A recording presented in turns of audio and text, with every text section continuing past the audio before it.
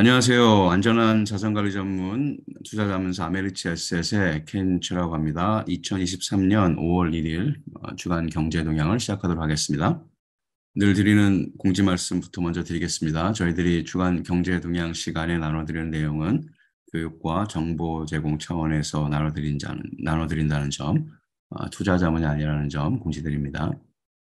오늘은 연준 얘기하고 고용 관련된 데이터들이 많이 나오는 한 주죠. 그래서 고용 시장 얘기 좀 하고 다른 나라 중앙은행들이 유럽 중앙은행하고 호주 중앙은행 미팅이 있는데 유럽 중앙은행 얘기만 오늘은 좀 하도록 하겠습니다.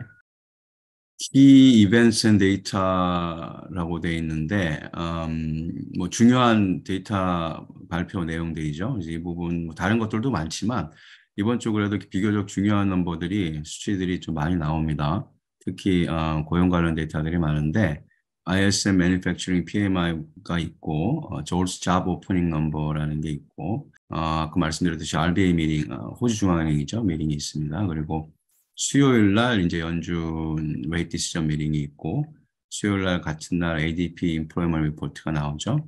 그리고 목요일 날이 이제 Initial Jobless Claim 그리고 컨퍼런스 보드에서 CEO 컨피던스 넘버가 나오고요. 목요일 날도 ECB 레이트 디시전 미팅이 있습니다. 그리고 금요일은 중요하게 난판 페이롤 미팅이 있죠. 매달 첫 주 금요일 날 난판 페이롤 넘버가 나오죠. 그래서 비교적 데이터들이 좀 많은 한 주간이다. 이렇게 볼 수 있을 것 같아요. 그리고 거의 대부분이 미닝풀한 데이터들이죠. 실제로 연준의 정책 결정이 있고 또 그것에 영향을 미치는 이제 고용시장 관련 데이터들이 많이 있고 다른 경기 지표들도 있고 하기 때문에 좀 비지한 한 주간이 될 것 같습니다.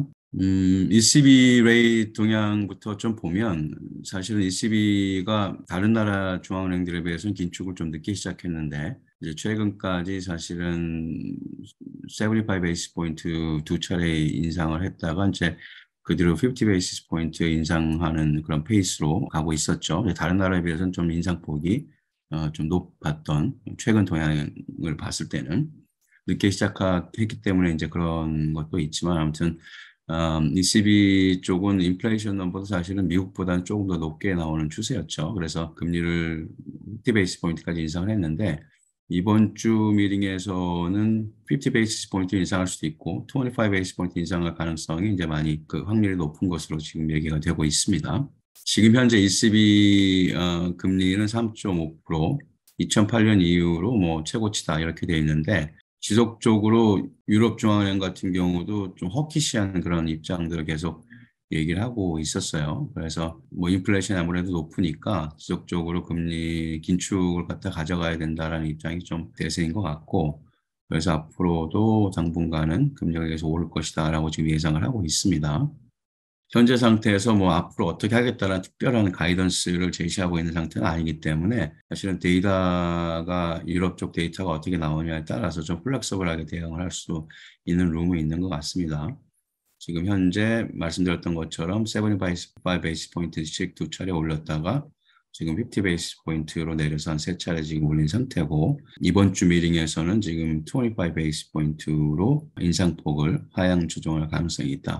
뭐 이렇게들 얘기를 하고 있습니다. 그다음에 이제 중요한 게 이번 주에 연준의 결정인데 뭐 이 차트는 이제 기본적으로 연준이 금리를 어느 수준으로 올릴 것인가에 대한 이제 예상치죠. 그래서 5월 3일 미팅에 대해서 지금 확률상 보면 475에서 500 베이스 포인트 예상하는 부분이 한 30%, 500에서 525 베이스 포인트 예상하는 부분이 한 70%. 그러니까 시장의 한 70% 정도는 지금 한 25 베이스 포인트 인상 가능성을 지금 예상을 하고 있는 거죠. 그래서 most likely 이제 그 수준에서 인상이 될 가능성이 높다. 우리는 이렇게 볼 수 있을 것 같아요.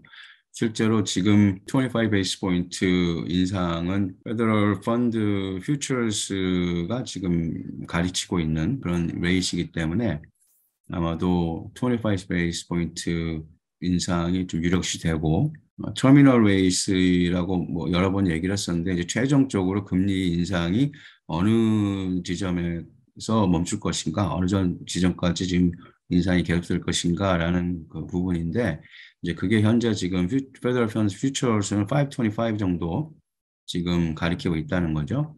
그래서 현재 타겟 레이시 5인데 올해 이번 주 미팅에 추가적으로 25 베이스 포인트 정도 인상이 있을 것으로 지금 예상이 된다. 이렇게 말씀드릴 수 있을 것 같아요. 근데 그동안은 어쨌든 계속 페더럴 리저브 관계자들은 허키시한 그런 입장들을 계속 유지를 했습니다.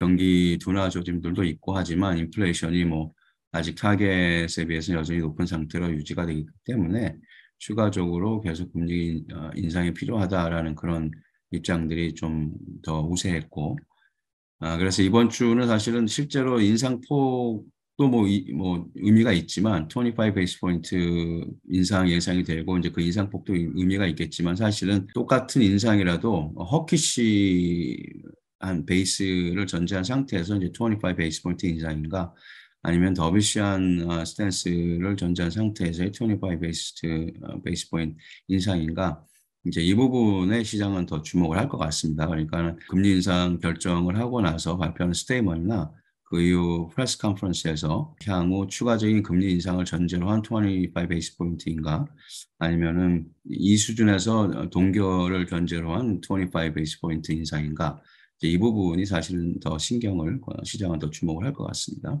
그래서 그 부분 관심 있게 수요일 날 한번 지켜볼 필요가 있고 이제 그에 따라서 마켓도 좀 플럭츄에이션이, 보라틸리티가 좀 있을 수 있겠죠. 그래서 우리도 같이 함께 좀 볼 필요가 있을 것 같습니다. 그래서 근데 현재 상태에서는 실업률이나 이제 고용시장에서 잡 그로스 레이트이 현저히 떨어지거나 그리고 지금 파이낸셜 마켓에서 뭐 아직까지도 문제들이 완전히 없어진 게 아니죠. 퍼스트 리퍼블릭은 사실상 이제 페일을 했고 이런 부분들 때문에 더 추가적으로 금융 섹터에서 위기가 더 가속화된다거나 뭐 이런 상황이 없지 않는 한에는 사실은 없을 것이다. 뭐 이렇게 지금 예상을 하고 있습니다.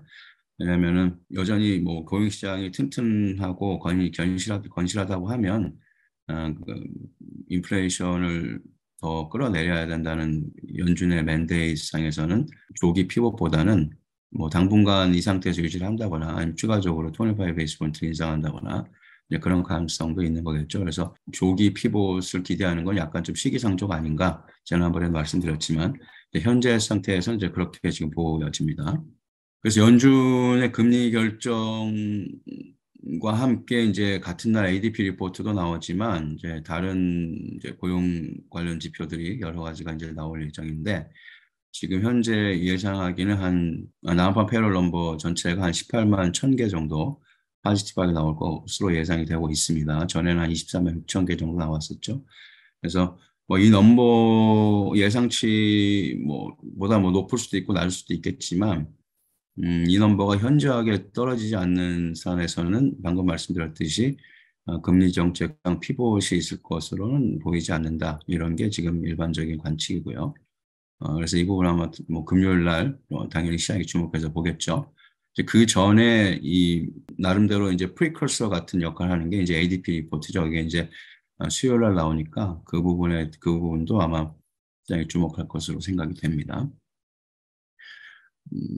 잡스 데이터를 뭐 몇 개 보면은 이제 조스 잡 오프닝 넘버라는 게 있고 나와 있는 일자리들이 몇 개가 되는지 구직이죠. 구직하는 그런 넘버들이 몇 개가 되는지 프라이빗 섹터 주로 넘버들인데 이것들 트랙하는 수치가 나오고 ADP employment 수치가 나오고 initial claims data가 나오고 ISM manufacturing and services PMI도 있는데 그 안에 sub 데이터로 이제 employment index가 있어요. 이제 그 부분도 당연히 볼 테고 그래서 이런 데이터들은 이제 금요일 날에는 난판 페롤 전에 이제 나오는 데이터들입니다.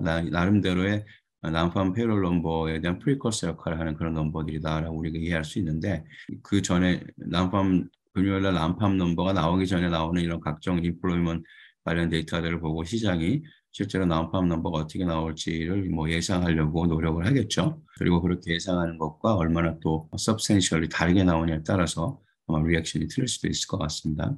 현재로서는 방금 우리가 봤듯이 전달에 비해서 잡 그로스 넘버는 떨어질 것으로 지금 생각이 되고 181K 정도 추가한 것으로 그리고 언임플로이먼은 3.6%로 이제 소폭 올라갈 것으로 지금 예상이 되고 있습니다. 그렇지만은 이 넘버가 심각한 레이버 마켓의 위축을 나타내는 넘버가 아니기 때문에 물론 신규 일자리 창출 그 넘버가 이제 줄어드는 추세고 언임플로이먼트 넘버도 조금씩 올라가는 추세인 거는 맞지만 이게 고용 시장이 크게 나빠지고 있는 것으로 지금 것을 나타내는 그런 지표는 아니기 때문에 연준이 아직까지는 더비시한 그런 스탠스를 가져갈 가능성이 낮다. 이제 이렇게 보는 거죠.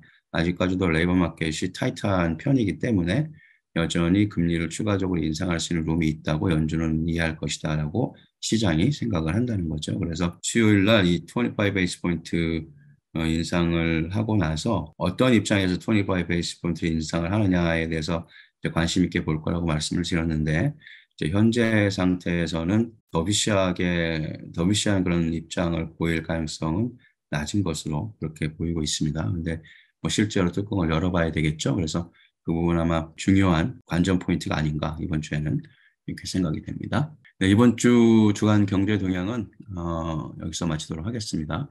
감사합니다.